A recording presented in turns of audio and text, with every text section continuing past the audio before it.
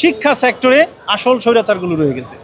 শিক্ষা সেক্টরে আসল স্বৈরাচারগুলো রয়ে গেছে। কারণ এখান থেকে যখনই এই চেয়ারটাতে আপনি ফেরেস্তা বসিয়ে দিবেন, ফেরেস্তাও শয়তান হয়ে যাবে। আপনি শিক্ষা মন্ত্রণালয়ের যেই চেয়ারটা রয়েছে ওইটাতে আপনি একটা ফেরেস্তা বসিয়ে দেন, মনে হবে যে এখানে ফেরেস্তা শয়তান হয়ে গেছে। আমরা আসলে বাধ্য হয়েই এখানে এসেছি। আমাদেরকে শিক্ষা মন্ত্রণালয়, শিক্ষা উপদেষ্টা মহোদয়, শিক্ষা মন্ত্রণালয়ের সচিববৃন্দ যারা রয়েছেন অথবা অর্থ মন্ত্রণালয়ে যারা রয়েছেন, যাদের দায়িত্ব ছিল যে শিক্ষকরা যেন তাদের দাবিটা যেন পূরণ যে হয়, তারা যেন দাবিটা আমাদের পূরণ করতে পারে, সেজন্য তারা যদি সেই 13ই আগস্টের পর আসলে অ্যাক্টিভ কোনো ভূমিকা নিত, তাহলে আমাদের আজকে এখানে আসা লাগে না। 13ই আগস্টের পর ওনারা মন্ত্রণালয়ে চাকরি করছেন, ওনারা আমাদের কাছে হিসাব চেয়েছেন যে 20% বাড়ি ভাড়া দিলে আমাদের মাউসি এবং মাদ্রাসা শিক্ষা অধিদপ্তর, কারিগরি শিক্ষা অধিদপ্তর টোটাল কত টাকা ব্যয় হয়। আমাদের জাতীয়করণ প্রত্যাশী জোটের নেতা দেলোয়ার হোসেন আজিজি স্যার এগুলি জমা দিয়েছেন, সময় মতো জমা দিয়েছেন, মন্ত্রণালয় ঘুরে ঘুরে, সচিবালয় ঘুরে ঘুরে জমা দিয়েছেন। কিন্তু ওনারা এত সকল কিছু পাওয়ার পরও যখন দিন শেষে আমরা গত 30শে সেপ্টেম্বর দেখলাম যে 500 টাকা বাড়ানো হলো, তারপরে যখন দেখলাম আজকে সকালে 5% বাড়ি ভাড়া বৃদ্ধির যে প্রজ্ঞাপন জারি করা হলো, এতে করে ওনারাই চাচ্ছেন শিক্ষকরা যেন মাঠে থাকে। ওনারা চাচ্ছেন না শিক্ষকরা ক্লাসরুমে ফিরে যাওয়ার জন্য।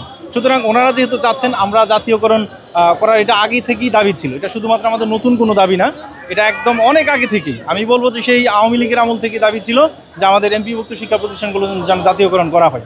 এখন 14 মাস আগে যেই প্রেক্ষাপটটা ছিল, যে ছাত্র জনতার যে অভ্যুত্থান ছিল, সরকার পতন হলো, নতুন যে অন্তর্বর্তীকালীন সরকার যখন ক্ষমতা আসলো, আমাদের প্রত্যাশা ছিল যে শিক্ষা কমিশন হবে, কিন্তু শিক্ষা কমিশনটা কিন্তু হয়নি।